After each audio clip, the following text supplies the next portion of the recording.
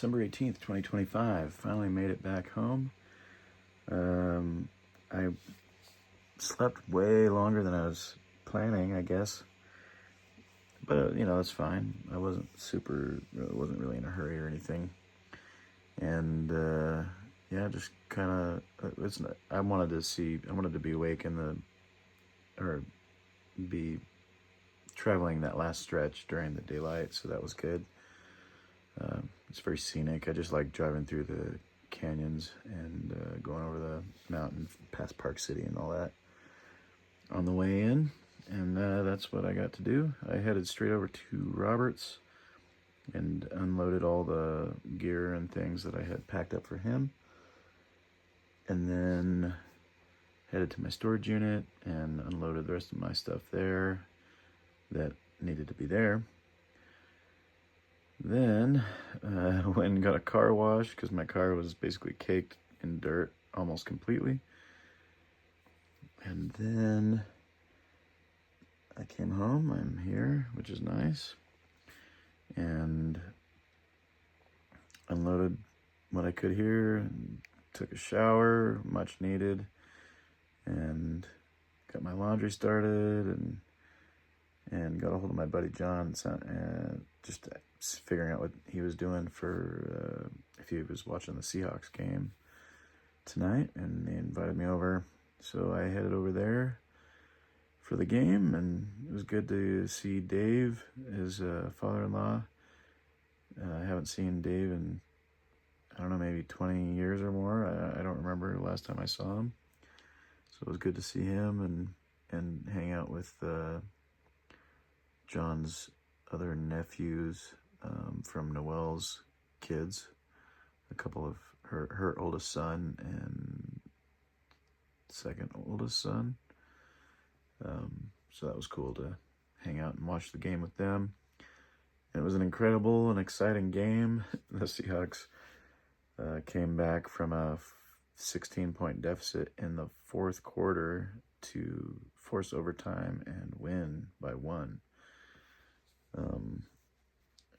Just a wacky game, a lot of crazy stuff, so it was a lot of fun.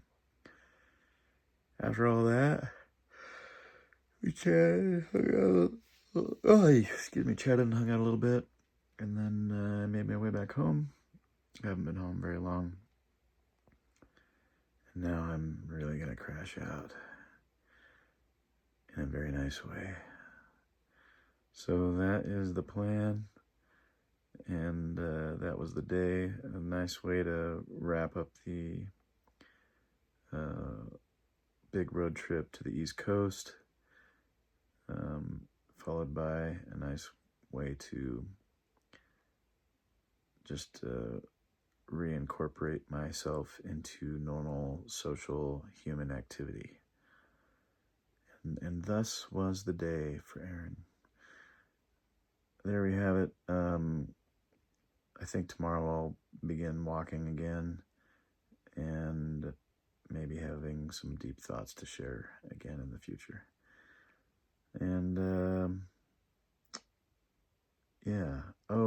one thing I forgot to mention yesterday, and it's kind of a more sober moment for sure, was that I got a call from my buddy Boyd, and he gave me an update on some of the things going on and events that have happened at the old table tennis club that played at the senior center in Fairfield that me and Boyd played at, and we still go, and Boyd gets it back there pretty regularly, but we still play there many times throughout the years. And I learned about the passing of several of our good friends there, Jack and Juno, but also Orlan. And Orlan was only, Boyd said he was only 54 when he passed. Complications from diabetes, I guess.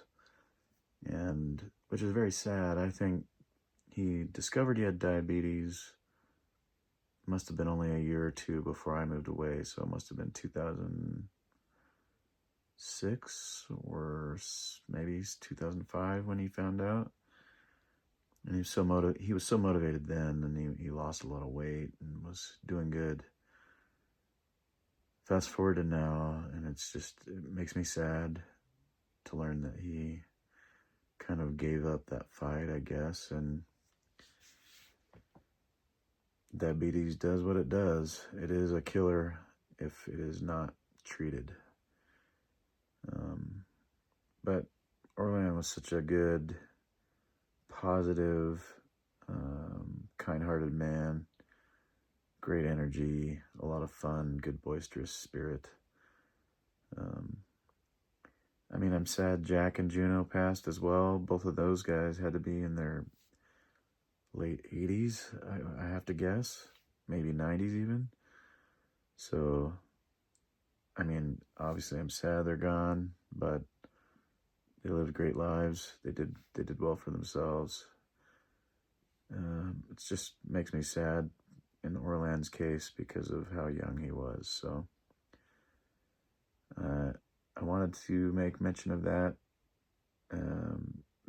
yesterday when I heard about it, but I forgot.